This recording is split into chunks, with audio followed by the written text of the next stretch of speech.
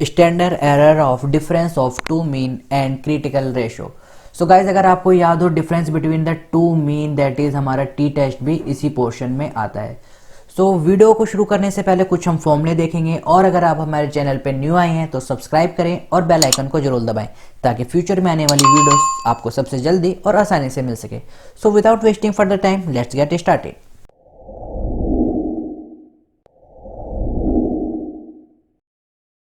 Guys आप देख रहे होंगे यहाँ पर स्टैंडर्ड एरर ऑफ मीन या फिर आप कह सकते हो सिग्मा ऑफ डीएम आपका दे रखा है दिस वन, राइट नाउ। इसमें आपको बहुत कंफ्यूजन हो रहा होगा कि क्या लिख रखा है क्या नहीं। आप इसको सिंपल तरीके से लिख सकते हो sigma one square plus sigma two square divided by N one plus N two, right. This is whole divided by N one plus N two. Okay now sigma one क्या है, हमारा स्टैंडर्ड डेविएशन है किसके, पहले group का। N one क्या है, आपका नंबर ऑफ सैंपल है पहले ग्रुप के। सेम एन टू क्या है, और you can say N two that is number of sample in your second case, and sigma two that is standard deviation in your second group, right. So SEDM या और you can say standard error of mean का formula आप इसकी जगह आप इसे prefer करेंगे, ये आपको इजीली समझ में आ जाएगा। नाउ फॉर्मूला क्या होता है, z का आपको पता ही है x माइनस एम अपॉन में सिग्मा। यहाँ पर जब हम किसकी बात कर रहे हैं, स्टैंडर्ड एरर ऑफ मीन की बात करते हैं, तो सिग्मा की जगह आपका स्टैंडर्ड एरर ऑफ मीन आ जाता है, राइट। सो ये जो फॉर्मूला है आपका दिस वन, राइट, इस फॉर्मूले को आप भूल जाइए और इसको, ये आपका फॉर्मूला यहाँ पर ये गलत लिख रखा है। ये फॉर्मूला आपका होगा m1 minus m2 minus m1 m2 divided bye, ये आपका होल अंडर रूट में है। ये आपने यहाँ पर देख रहे होगे ना, ये लगा रखा है, ये आपका होल अंडर रूट में है। होल अंडर रूट में sigma one square divided by n1 plus sigma two square divided by n2।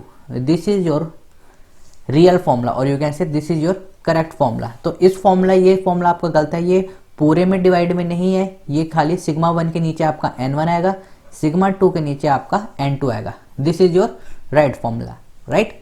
Now आपको पता होगा क्योंकि जब हम दो इंडिपेंडेंट पॉपुलेशन को करते हैं, अगर ये सेम होता है तो ये आपका पूरा जीरो हो जाएगा। तो आपका जो मेन फॉर्मूला होगा वो क्या बचेगा आपका, that is z is two, मैं यहाँ लिख देता हूँ, उन्होंने नील लिख रखा है, difference in between mean divided by sigma one square upon में n1 plus sigma two square upon में n2। This is your formula, right. So देखते हैं लेवल ऑफ सिग्निफिकेंस भी आई होप आपको पता ही होगा। नल हाइपोथेसिस, ये मैंने आपको बेसिक ऑफ हाइपोथेसिस टेस्टिंग में या फिर आप कह सकते हैं जेड टेस्टिंग के स्टार्टिंग में बता रखा है। सो अगर आपने वीडियो नहीं देखी है तो आपको आई डिस्क्रिप्शन में इसका लिंक मिल जाएगा। सो देखते हैं इनके कुछ न्यूमेरिकल करके चलते हैं कि कैसे इसको सॉल्व करना है, राइट। यहाँ पर अगर आप देखोगे CR की वैल्यू, ये गाइज यहाँ पर इन्होंने लिख रखा है आपका दिस वन, ये इन्होंने लिख रखा है अंडर रूट में, जो मैंने अभी आपको ऊपर बताया है, ये इन्होंने पूरे में अंडर रूट आएगा, राइट। नाउ देखते हैं क्वेश्चन, राइट। सेम यहाँ पर भी अगर ये फॉर्मूला आप देखोगे, ये फॉर्मूला मैंने आपको ऊपर ही लिखाया है, that is m1 minus m2 divided by sigma one square divided by n1 sigma two square divided by n2। और गाइज ये याद रखना है, ये पूरे में आपका अंडर रूट नीचे तक है, राइट, सिर्फ सिग्मा तक नहीं है जैसे इन्होंने यहाँ लिख रखा है, ये रूट आपका पूरा है। ओके नाउ क्वेश्चन नंबर 8 की ओर देखते हैं और फिर देखते हैं इसे अप्लाई कैसे करना है।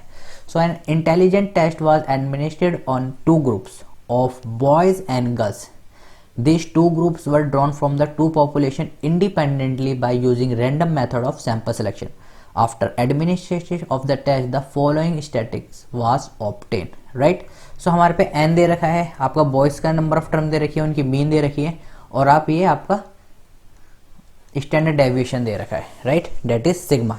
सिग्मा यहाँ पर ये वाला निशान बिल्कुल रॉन्ग है, इसको भी सिग्मा कहते हैं लेकिन ये वाला यूज होगा। वाई? क्योंकि हम क्या यूज कर रहे हैं यहाँ पर, स्टैंडर्ड डेविएशन यूज कर रहे हैं, तो आपका सिग्मा ये वाला यूज होगा ना कि ये वाला, राइट। कहते दोनों को सिग्मा ही है, इसको आप समेशन भी कहते हैं, राइट। लेकिन हमें क्या यूज करना है यहाँ पर, sigma.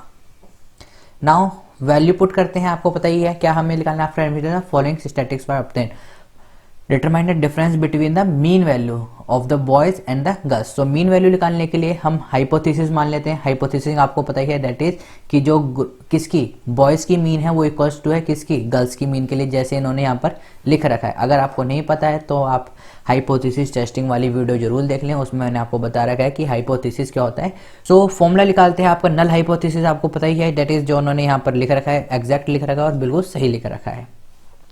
C R that is critical ratio आपका क्या होता है, मैंने आपको बताया था, difference in between the mean, that is m1 minus m2 divided by whole sigma 1 square divided by n1 plus sigma 2 square divided by n2, right. Guys एक चीज हमेशा याद रखना, ये जो आपका होता है डिफरेंस इन मीन, ये हमेशा पॉजिटिव में आएगा, या फिर आप इसकी जगह मोड भी लिख सकते हो, राइट। आप इसकी जगह मोड भी लिख सकते हो, या फिर अपनी नॉलेज के हिसाब से आप इसको हमेशा प्लस ही रखना, राइट। हमेशा बड़े में से छोटा घटाना, चाहे आप 58 में से 42 घटाओ या 52 में से 48 घटाओ, हमेशा इसको पॉजिटिव में ही रखना है। सो वैल्यू पुट करते हैं, m1 minus m2, m1 that is 52 minus 48, 52 minus 48, sigma 1 that is 13, so 13 का whole square divided by n1 number of sample in your first group, that is 65, plus sigma 2 12, that is 12 का whole square divided by n2, that is number of sample in your second group, that is 60, which is equals to 52 में से 48 गए 4, 13 का square 169 divided by 65 plus 12 का square 144 divided by 60, right. Now which is equal to 4 under root में, जब आप 169 को इसको डिवाइड करेंगे तो ये आपके पास आ जाएगा 2.6, प्लस जब आप इसको डिवाइड करोगे 144 को 60 से तो आ जाएगा 2.4, which is equal to 4 upon में अंडर रूट ऑफ 5।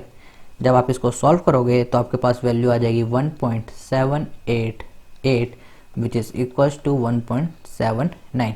सो हमारे पास सी आर की वैल्यू आ गई है 1.79, राइट। नाउ हमारे पास सी आर की वैल्यू आ चुकी है। क्या हम इस क्वेश्चन को यहीं छोड़ देंगे? नहीं। वाई? क्योंकि जब गाइस आपने हमेशा याद रखना, जब आप किसी भी चीज़ की टेस्टिंग करते हो, राइट, तो आपने नल हाइपोथेसिस मान रखा है, या फिर आप कह सकते हो आपने नल हाइपोथेसिस मान रखा है, तो आपको उस चीज को एक्सेप्ट या रिजेक्ट करना है। इस चीज से क्या पता चला? इस चीज से ये पता चला हमारी सी आर वैल्यू तो आ गई है, राइट, लेकिन क्या जो हमने एक्सपेरिमेंट करा है वो सक्सेसफुल है या नहीं है।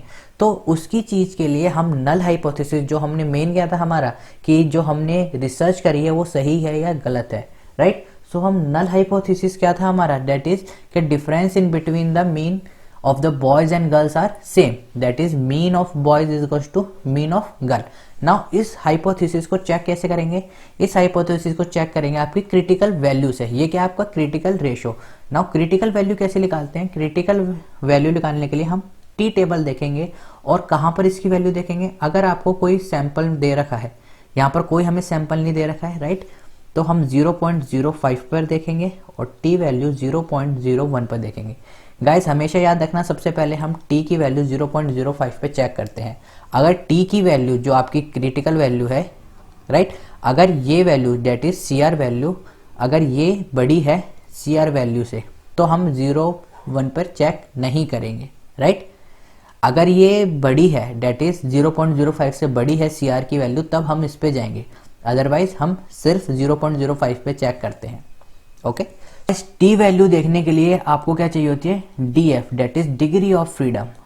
डिग्री ऑफ फ्रीडम मैं आपको ने देख रखी हूँ पुरानी वीडियोस, उसमें क्या होती है आपकी n-1। हमारे पास n कितने हैं यहाँ पर? अगर आप देखोगे हमारे पास 2 सैंपल हैं, राइट, डेट इज n1 और n2, डेट इज n1-1, इसमें से भी एक घटा देंगे और जो दूसरा सैंपल है उसमें से भी एक घटा देंगे।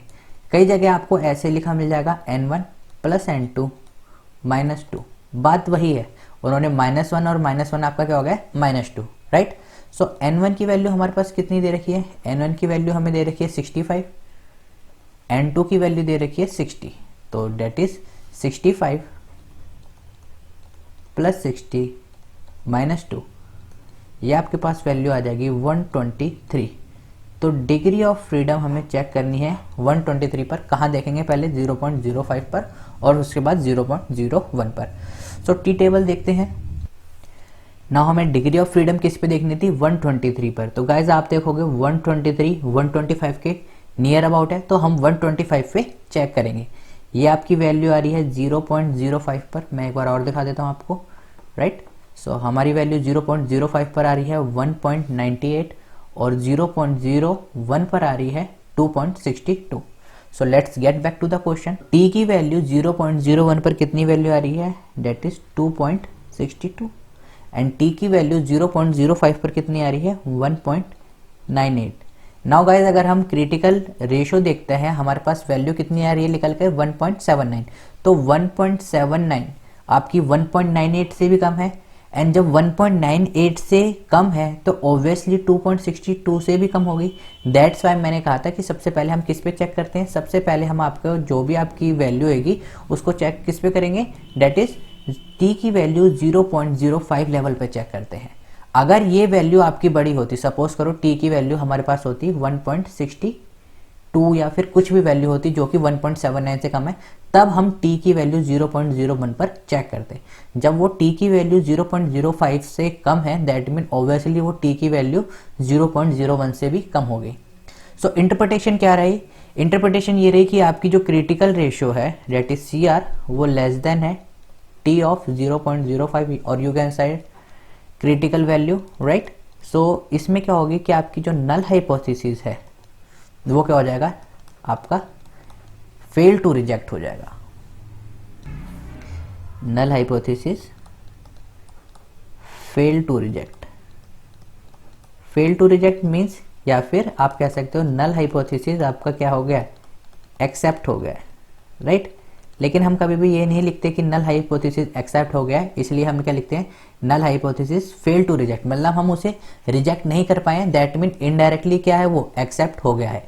नल हाइपोथेसिस एक्सेप्ट कब होता है, जब आपकी जो भी वैल्यू निकल कर आ रही है वो आपकी क्रिटिकल वैल्यू से कम हो। मैं दोबारा रिपीट कर देता हूँ, नल हाइपोथेसिस एक्सेप्ट कब होता है, जो आपकी वैल्यू निकल कर आ रही है, दैट मीन जो आपकी वैल्यू निकल कर आ रही है वो आपकी क्रिटिकल वैल्यू से कम हो, तब आपका नल हाइपोथेसिस एक्सेप्ट होता है, अदरवाइज आपका नल हाइपोथेसिस रिजेक्ट हो जाता है।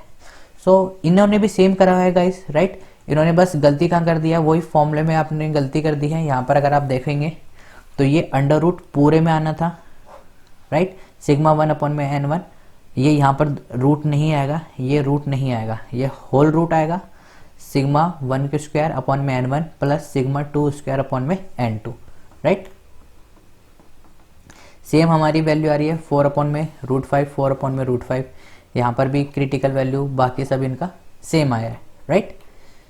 इंटरप्रिटेशन में भी इन्होंने वही चीज़ लिख रखी है जो मैंने आपको बताया है। सो ये आपका था एग्जाम्पल नंबर 8।